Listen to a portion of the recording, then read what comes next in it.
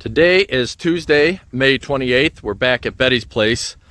My last video, I hived that swarm that I got out of here. And so I'm bringing the swarm trap back, and I wanted to just make a quick video. Looks like it fell over. A quick video of what I do when I put my swarm trap up, how I bait it. And so let me come over here to where I'm going to put it up. I got to get I use lemongrass oil. I know that there's different products out there, but the lemongrass oil has worked for me. So that's what I use.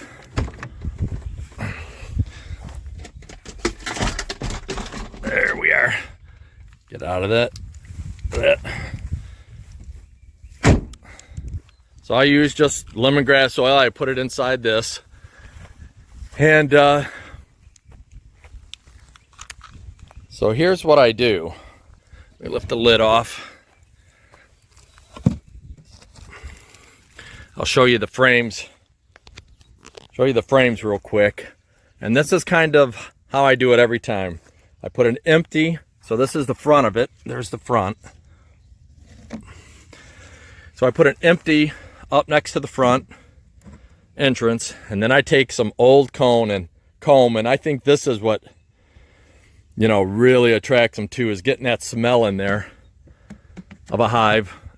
You know, then I take another one, an empty, then one with foundation, and then another empty. And the reason I kind of do it this way is because when they start building their comb, if you'll get something kind of solid in between them, then their comb, you know, they'll build it straight, basically. Sometimes if you get a frame like this, 2 or 3 necks to each other, sometimes they get that comb a little wonky on you. So by doing it this way, I got a bee there. It's probably a straggler. I picked this swarm trap up out of here, I don't know how many days ago. Let's see, it was 2 days ago. And I wanted to show you this as well, what I do. See, that honeybee is on that comb. He's saying, ooh, I like that. Tell you what, go get your sisters. Bring them back from whatever hive you're from. Anyway, let me show you what I do here with the lemongrass oil as well. So this is a little, one of my wife's makeup pads. And so what I do, again, I'm doing this all one-handed, so what I do is I take the lemongrass. I might have to set the phone down. I got that on so tight. It's because I keep it in my Jeep, and I don't want to turn it over and my Jeep smelling like lemongrass oil. Okay, anyway, a little windy out here today too. But what I do is I take and just put 3 drops on. 1, 2, and 3, okay? Then I take the pad and I put it right back in the bag. Look at that girl saying, ooh, that smells good. All right, so let me see if I can do this one-handed. I am going to get a tripod, I promise. And then I won't be doing this all crazy. Anyway, I put it in like that, and I leave the one end open. Like, I've heard of people sealing it, but I don't know how you smell it then. And then I put it in the bottom, okay? So I put it just like that. Now what I'll do is I'll take the lemongrass oil, and I'll do 3 drops, okay? I'll do a drop on the back side like that, and a drop on that side, and then one more drop over here. Yep, and that's all I do.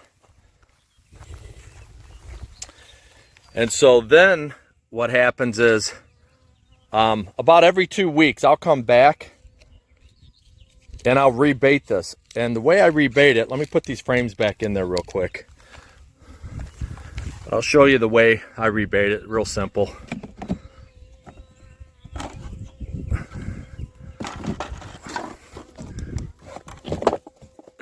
get this one in there.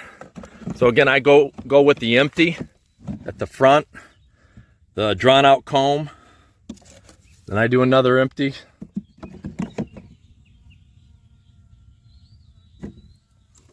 Then I'll do the foundation frame.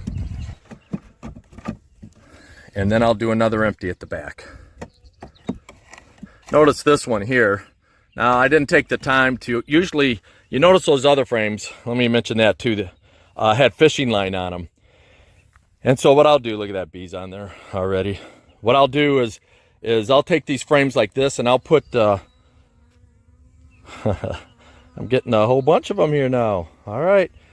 And I'll put that on there so that they draw out the comb and it has, you know, it keeps the comb in there. A frame like this, you know, there's nothing, they secure it. You can see how they've secured it to the side there, this old one. And, but sometimes they secure them in a few places, and I'm telling you, you know, you got to be very careful, because if you're, you know, looking at your frame and you got a tip like this, a lot of times it breaks off. And in the summertime when it's really hot, that wax, you know, gets very, very pliable. So I like to put a little fishing line in there, and you can see, like on this frame, I wasn't going to go through all this, but those holes right there, that's where you do it. You put it in there. I take a, you can see there's a little piece there, but I take a stapler, and I usually do a crisscross method from corner to corner. You can do it straight across too if you want, but anyway, all right. So you remember, this is the swarm trap that had all those ant eggs in it. That was crazy. Crazy. This one goes on a certain way. This lid I just made later because the other lid wasn't very good. Okay, so here we go. We're good to go now. I'm going to take that and put it right on. I've got a screw up there on the tree. You can see right there. Can you see that? There we go. Right there. That's important. It's important for me to show you that. So anyway, I'm going to take this and do it one-handed.